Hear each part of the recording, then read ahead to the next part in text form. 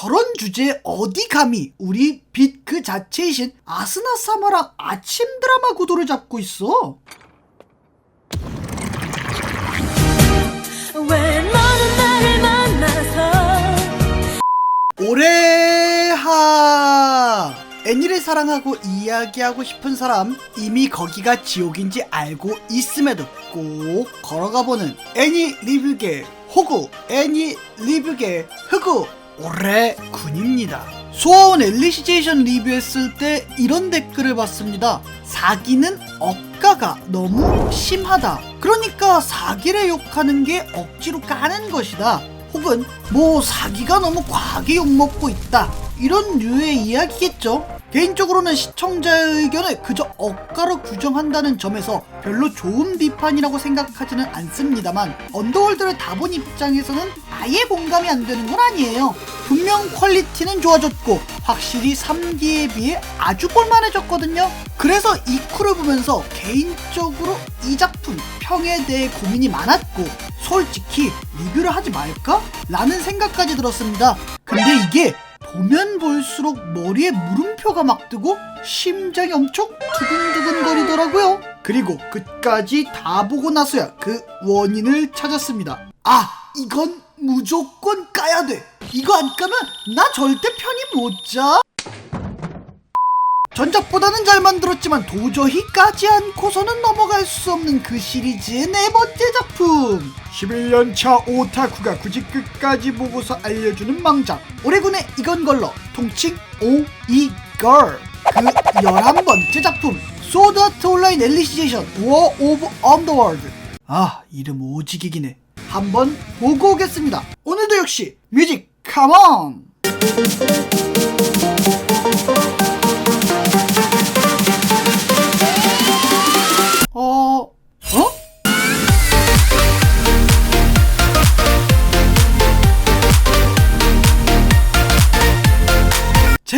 제발 미화 좀 그만 시켜.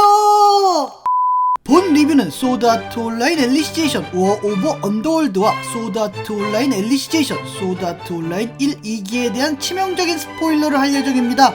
안 보신 분들은 이 점 유의해 주시길 바랍니다. 또한 제가 이 작품을 칭찬하건 욕을 하건 상관없이 여러분들의 감상평은 모두 존중받아 마땅합니다. 이 영상은 어디까지나 그저 평범한 한십덕의 개인적인 의견일 뿐이라는 점 참고하세요.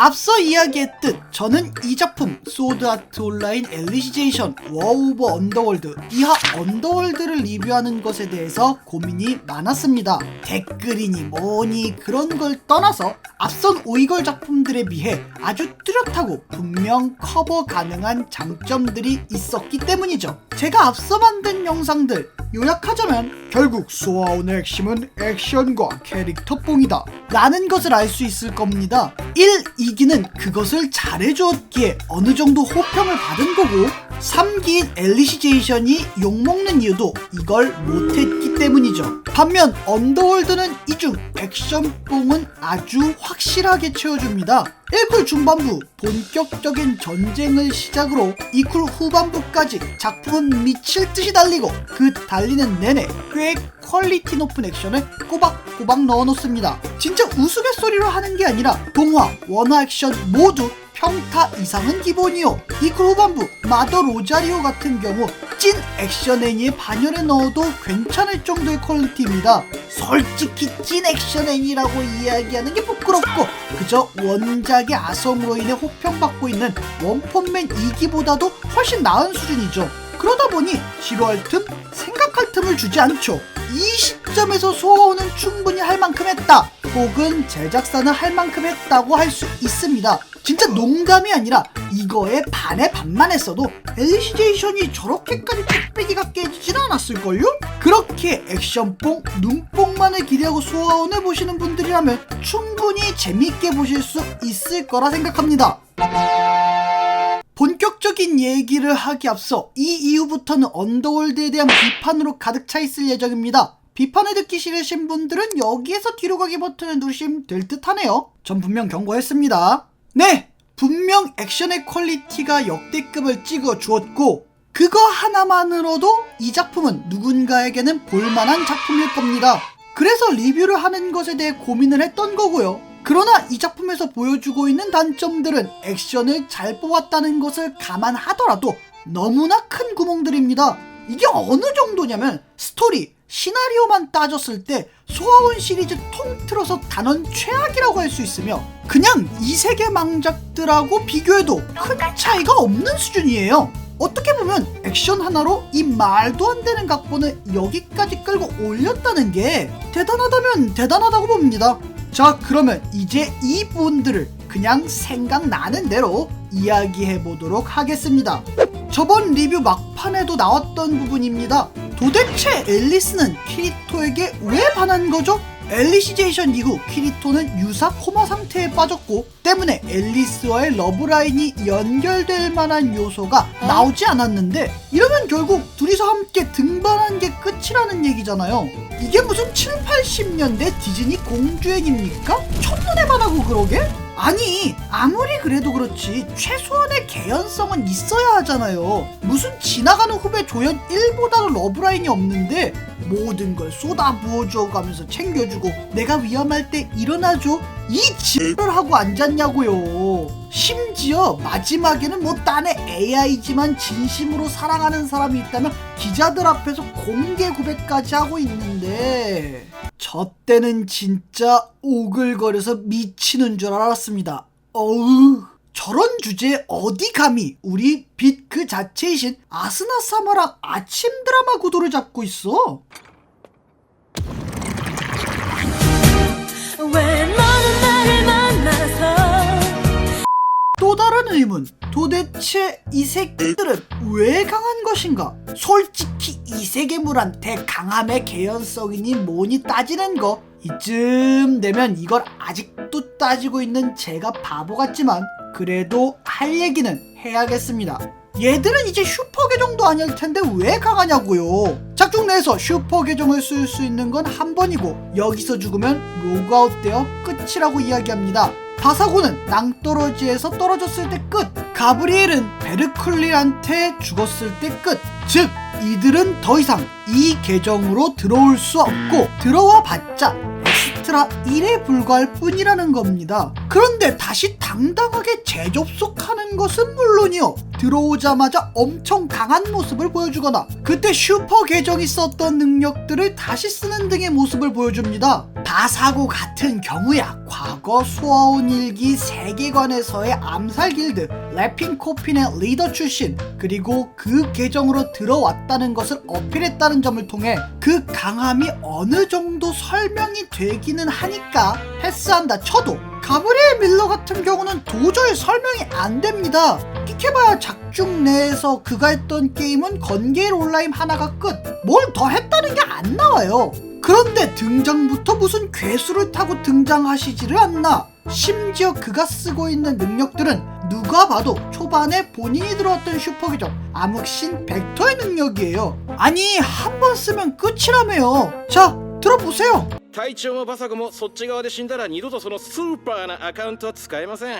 그 슈퍼 계정을 못 쓴다잖아요. 뒤에서도 이야기하지만 그 다음부터는 일개 잡졸이라고요. 같은 맥락으로 사실 바사고의 영혼 흡수하는 능력이야 애초에 원래 계정이 가지고 있었던 능력이 언더월드화 됐다고 치고 도대체 다른 인간들을 선동, 세뇌하는 능력은 어디서 튀어나온 건데요? 뭘 설명을 안 해줍니다, 설명을. 아니, 그리고 이게 필요한 설정이었으면 내가 얘기를 안 해. 차라리 다시 재로그인이 가능했다고 하세요. 그렇게 해도 설정에 별 지장이 없어 보이는데 굳이 꾸역꾸역 설정을 집어 넣으셔서 왜 이렇게 꼬이게 만드는 겁니까? 여담으로 마지막에 바사고와 가브리엘이 사망하게 이르게 되는데 바사고는 둘째치고 가브리엘의 그 이유가 아주 가관입니다. 공포라는 것을 키리토와 상대하는 순간에 처음 느끼게 되었고 그로 인해 본인의 영혼, 그니까 플럭트라이트가 다 소진해서 죽게 되었다고 하는데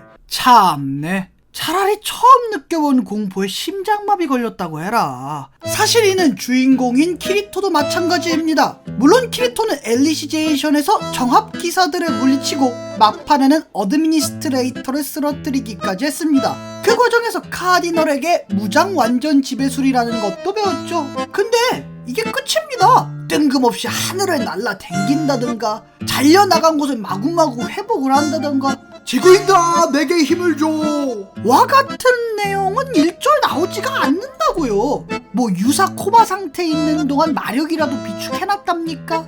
아니 뭐 어드미니스트레이터의 힘이라도 뺏으셨어요? 무슨 리치왕이세요? 막 쓰러뜨린 애들 힘없어하고 그러게. 그리고 이게 어이없기는 제일 어이없는데 도대체 죽은 유지우는 왜 자꾸 튀어나오는 겁니까? 물론 죽은 동료가 트라우마로 남고 그 동료를 생각하며 각성하거나 이겨내는 설정은 소년 만화는 물론이요 여러 장르의 대표적인 클리셰입니다. 근데 이건 해도 너무하신 거죠. 주인공인 키리토한테 조언을 해주는 것은 기본이요 뜬금 본인 후배를 위로하지를 않나. 키리토 각성에 다른 히로인들과 함께 있지를 않나. 심지어 이제는 대신 공격을 막아주기까지 한다니까? 아니 뭐 복무게는 조상이 못 들어줘도 칼무게 정도는 조상이 들어주는 겁니까? 너희들 솔직히 얘기해봐. 유지호 안 죽었지? 아 그리고 자매품 설명충으로 예토 전생한 유키.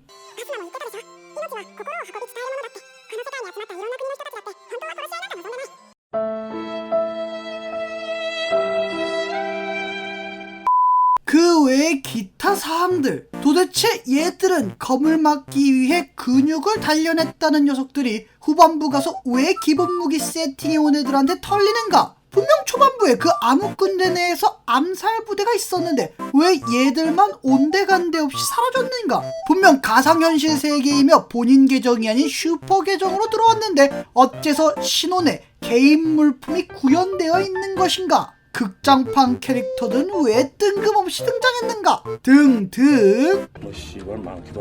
보시면 아시겠지만 뭐 하나 제대로 설명해주고 제대로 써먹고 있는 설정들이 없다시피 합니다. 그저 뭔가 간지나는 장면, 쩔어주는 장면, 위기감 있어 보이는 장면 등 이런 장면들을 만들기 위해서 이 모든 개연성들을 말 그대로 작살을 내버린 거죠. 물론 간지를 위해서라면 어느 정도 개연성을 포기하는 일은 애니뿐만 아니라 다른 문화에서도 비일비재하게 일어나는 일이니 제가 너무 개연성에만 집착하는 것이 아닌가 라는 생각을 하실 수도 있습니다. 그러나 그것도 한두 번이지 이렇게 매 스토리마다 아니 매화마다 계속 의문을 던지게 만들면 얘기를 안 할 수가 없어요. 애초에 제가 초반부에는 고민을 했다고 했잖아요. 왜 그랬겠습니까? 어느 정도 이런 개연성이 부족한 게 액션으로 커버가 됐으니까요. 하지만 이게 계속 누적이 되면서 결국 후반부에는 액션보다는 머릿속에 물음표만 나왔습니다. 자, 이거 얘기 안 하면 섭섭하겠죠? 악역 미화. 사실 몇몇 분들 사이에서는 이것만 없었으면 소아혼사기는 좋은 평가를 받았을 것이다 라고 이야기하시는 분들이 계시는 걸로 알고 있습니다. 그 의견에 동의 여부를 떠나서 이게 그만큼 심각했던 부분이라는 거겠죠. 사실 이건 저번 엘리시제이션에서도 이야기했던 것처럼 원래 소아혼이 가지고 있던 고질적인 문제입니다. 저번 엘리시제이션에서 크게 논란이 되었던 것처럼 말이죠. 아 참고로 정신 못 차리고 1화부터 촉숨을 찍는 개 같은 짓을 또 하고 있습니다. 정말 할 말이 많은데요. 이미 엘리시제이션 영상에서 충분히 했다고 보고 무엇보다 영상 소스로 쓰는 것 자체가 역겨워서.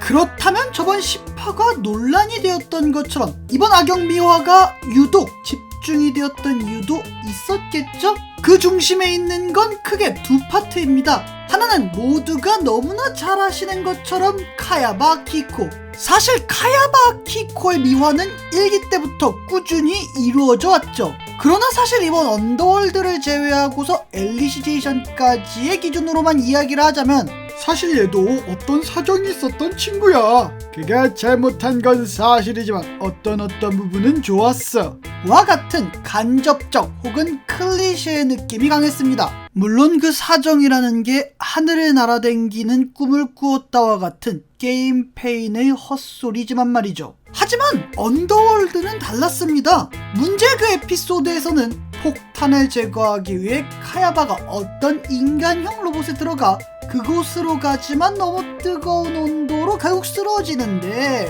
얘 린코가 카야바한테 너는 키리토의 라이벌이잖아 기적을 일으키라 고 말하는 일종의 아빠 일어나 를 시전하는데